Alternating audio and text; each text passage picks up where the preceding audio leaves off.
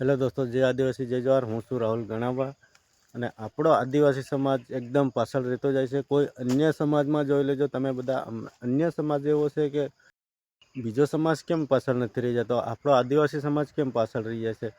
એનું ખાસ કારણ કે આપણે કોઈ બીના પરુણા જાય, લાડીના પરુણા જાય કે પરુણામાં બોકડા ખાય છે, પરુણામાં જે સામેવાળા કન બોકડા ખાય છે, આપણે બોકડા ખાય છે, એ બધા બોકડા ખાતા દારૂ, વિદેશી દારૂ મંગાડે.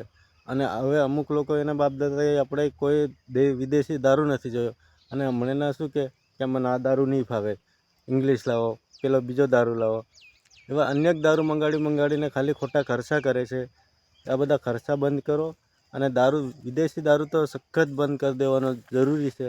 તો બંધ કરી દો. દાળ ચોખા જે ખાવાનું હોય, શાક પૂરી જે ખાવાનું હોય એ રાખો, બાકી તો બધું બંધ કરી નાખો. કેમ કે વિદેશી દારૂમાં આપણું કંઈ કાઢી લેવું છે નથી, એટલે આપણે સ્પેશિયલ મોવડાનો દારૂ રાખો, બાકીનો બીજો દારૂ કાઢી નાખો, બંધ કરો.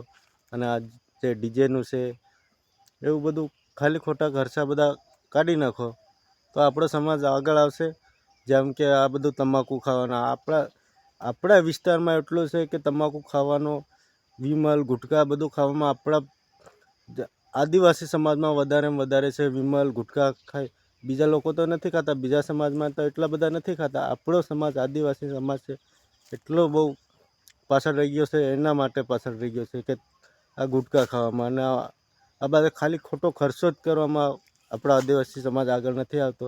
તો આ બધું બંધ કરી દો તો સૌથી સારું રહેશે. ને આપણો આદિવાસી સમાજ અત્યારે તો બધા ભણી ગણીને બધા, કેમ કે બધું સમજે છે, તો હવે સમજી જાઓ બધો.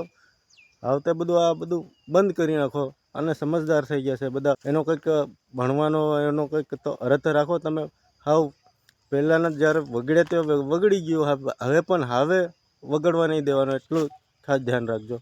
બાકી જય આદિવાસી જય જોહાર.